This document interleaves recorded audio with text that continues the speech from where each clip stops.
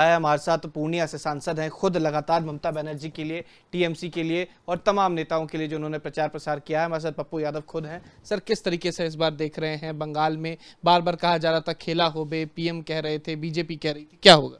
देखिए, इस कंट्री के इकोनॉमी से, इस कंट्री के युवाओं से, बेटियों से, महिलाओं से, इस कंट्री के डॉलर से, रुपये से, शेयर मार्केट से, इस कंट्री के रेस्पेक्ट से, इस कंट्री के गरीब से, इस कंट्री की महंगाई से हमारे सरकार को, प्रधानमंत्री को कोई मतलब नहीं। सियासत हर 1 साल 6 महीने के बाद चुनाव, और मोदी जी वार्ड परिषद से लेकर के एमपी और राष्ट्रपति के चुनाव में पूरे भारत की इकोनॉमी को, संस्थाओं को झोंक देना और भारत को खंडित कर देना, टुकड़े टुकड़े में बांट देना, संविधान को खत्म कर देना, यही चुनाव है मोदी जी का। बंगाल 2.25 लाख आर्मी, सीआरपीएफ, क्या मतलब है?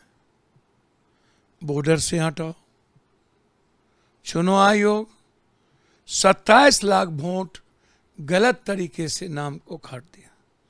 बंगाल और बंगाली मानुस पर हमला कर दिया।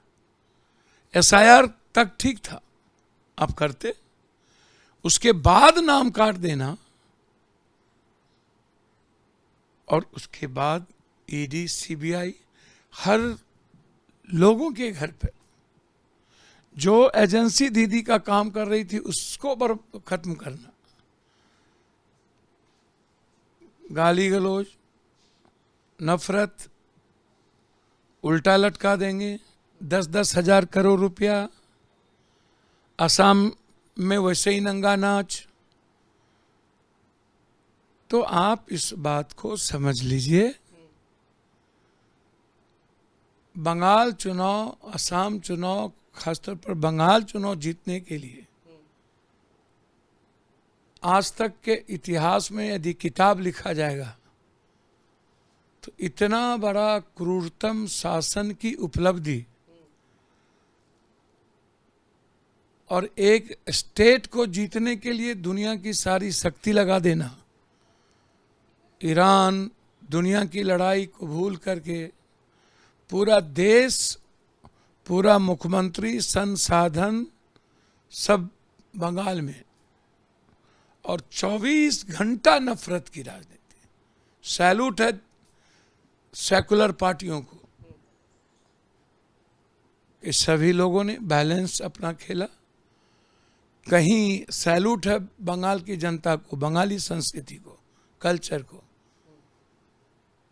कि इन्होंने जो नफरत फैलाए, गाली गलौज दिए, लटका देंगे, मार देंगे, खत्म कर देंगे, और जिस तरीके से आम जनता के अधिकार को छीना, इनको बंगाल के लोगों ने अच्छा जवाब दिया। इंदिरा गांधी जी के बाद यदि एक महिलाओं ने और हमारी दीदी ने जिस तरीके से लड़ी, उसकी तारीफ पूरी दुनिया करेगी। और मैं समझता हूं नियति अपने तरीके से नियत को लिखती है, उन्होंने लिख दिया। सवाल ये भी है कि 2-3 दिन पहले एक तस्वीर साझा हुई थी आपकी और संजय सिंह की, आम आदमी पार्टी के जो राज्यसभा सांसद हैं, और ये बताया गया कि आम आदमी पार्टी के नेताओं से मिले हैं, लेकिन जो 7 सांसद को बीजेपी में विलय कर लिया गया, इस पर क्या कहें? आप क्या उम्मीद करिएगा? नीतीश जी को खंजर भोंक दिया 3 महीने में, क्या उम्मीद कीजिएगा? उसके पहले ही नीतीश जी को खत्म करना चाहते थे, बिहार की राजनीति को खत्म करना चाहते थे, बिहार में अपने पूंजीपतियों को ले जाना उनका एकमात्र मकसद था। जैसे बंगाल में पूरा पोर्ट को के द्वारा एक बड़ी उद्योगपति को देना उनका मकसद था, वैसे ही शिंदे, वैसे ही चौटाला, वैसे ही बंसीलाल, भजनलाल, रेड्डी, बाला साहब ठाकरे और हमारे बादल साहब पुराने, सबको तो इन्होंने खत्म किया। तो ममता के दीदी के साथ भी ये गठबंधन था अटल जी का, महबूबा के साथ भी इनका था, एक इनको बचने दिए। नीतीश जी गए, बीजू पटनायक को खत्म किए, किनको बचने दिए। और अब 4 दिन पहले जिनके यहाँ ईडी भेजे, जो चोर था, दुनिया का सबसे बड़ा भ्रष्ट था,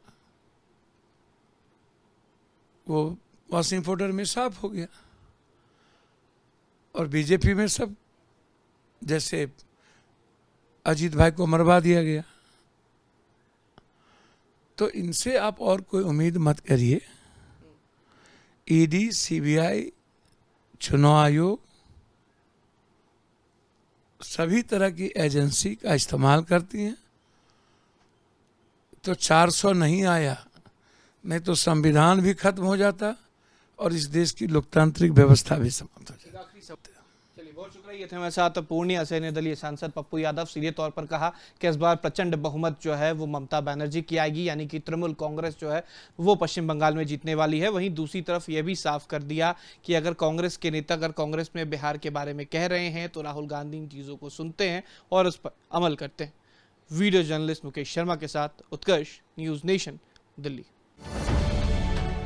अब से डीडी फ्री डिश की चैनल नंबर 57 पर देखिए न्यूज़ नेशन।